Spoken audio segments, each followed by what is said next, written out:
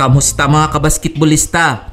Tinalo ng Tunisia National Team ang EASL 77-73. Top performer sa Osama Marnawi matapos humakot ng 25.6 rebounds to assist.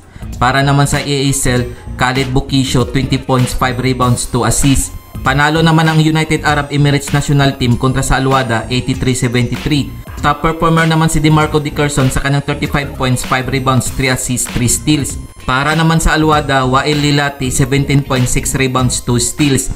Kung umabot ka dito sa video na to, mag-like na at subscribe. Wagi naman ang Sports Club Birot kontra sa Homenet Men 92-88.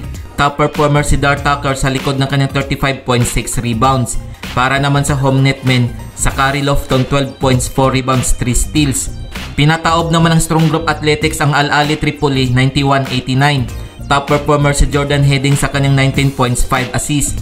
Nagtala naman ng 17 points, 3 rebounds, 3 assists si Kevin Kiambao. Dwight Howard 17 points, 8 rebounds, 2 assists, 2 blocks. Andre Robertson 13 points, 5 rebounds, 3 assists. Andre Blatch 10 points, 6 rebounds, 3 assists. Mackenzie Moore 7 points, 5 rebounds, 5 assists, 2 steals. Justin Baltasar 3 points. Para naman sa Al Ahly Tripoli, Nassim Badrash 27 points, 2 rebounds, 2 assists. Heto naman ang mga laro ngayong January 25, 2024. Sa first game, maglalaban ng Sports Club Birot kontra sa United Arab Emirates National Team alas 7:15 ng gabi, Philippine time. Sa second game naman, maghaharap ang Al Nasser EC kontra sa Al Riyadi alas 9:15 ng gabi, Philippine time. Sa third game, kakalabanin ng Al-Wahda ang Homenet Men alas 11:15 ng gabi, Philippine time. Sa main game naman, magharap ang Sajis AC at Al Ahly Benghazi alauna 15 ng madaling araw ng January 26, 2024, Philippine time. Heto ang team standings as of January 24, 2024. Sa Group A, Al Riyadi 4 wins, 0 loss. Tunisia National Team 3 wins, 2 losses. Ali Benghazi 2 wins, 2 losses. Al Nasser 2 wins, 2 losses.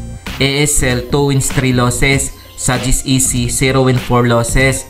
Para naman sa Group B, Strong Group Athletics 5 wins, 0 loss. Al Ahly Tripoli 4 wins, 1 loss. Sports Club Birot 2 wins, 2 losses. Homenet Men 1 win, 3 losses. United Arab Emirates National Team 1 win, 3 losses. Al-Wahda 0 win, 4 losses. Kung nagustuhan mo ang video na to, mag-like na at subscribe.